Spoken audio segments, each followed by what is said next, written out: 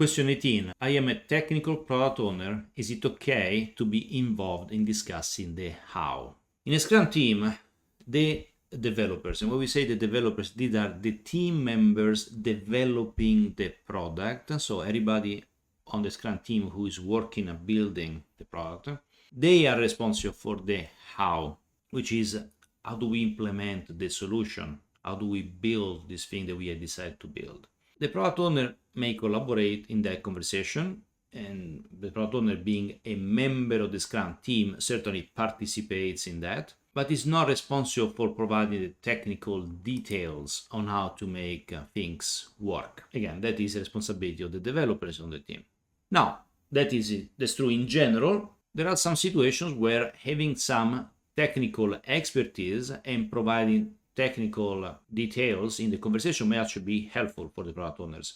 For example, you may be a technical product owner. A technical product owner is a particular type of a product owner role that typically works in a high technology kind of environment, building a technology product. So they need to have a technology background. They need to bring a technology expertise into the conversation because they are required, part of their job is to define the system, the architecture, how that works. So of course they have a more active role in defining the solution together with the developers.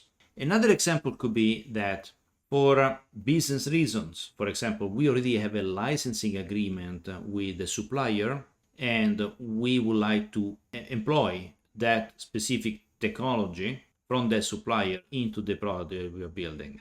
So there could be some technical decisions that the product owner may bring into the conversation because of business reasons, because of partnership reasons, or maybe because of go-to-market reason. You may want that your product is able to integrate with a third-party application.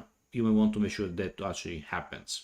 Another way to look at technical details, technical expertise, is when the product owner defines the user stories. Now, user stories are defined with who the user is, what they need, and why they need it. What is the benefit that the user story will deliver? So the how in the user story is missing. In fact, the how is not specified in the user story and typically comes from the conversation between the product owner and the developers on how to implement that user story, how to build the right solution.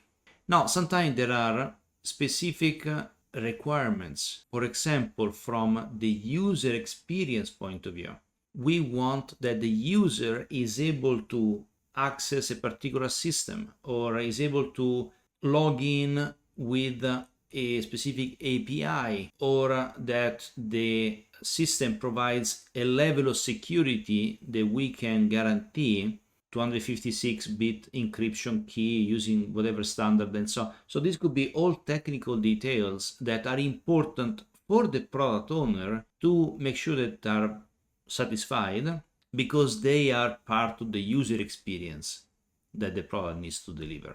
And so for these specific technical details, the product owner may write acceptance criteria and define them in the acceptance criteria. And that's the job of the product owner still, to define this.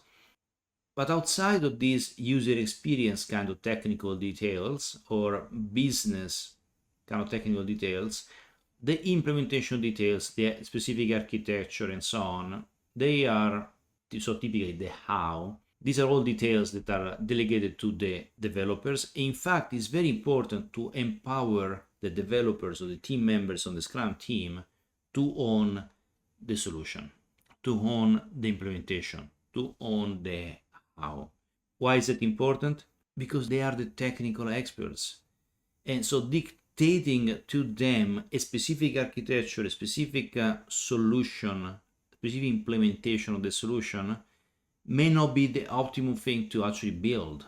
We are better off as product owners by empowering our developers to participate in the conversation than together deciding how we're going to build this, what is the best way to implement this thing.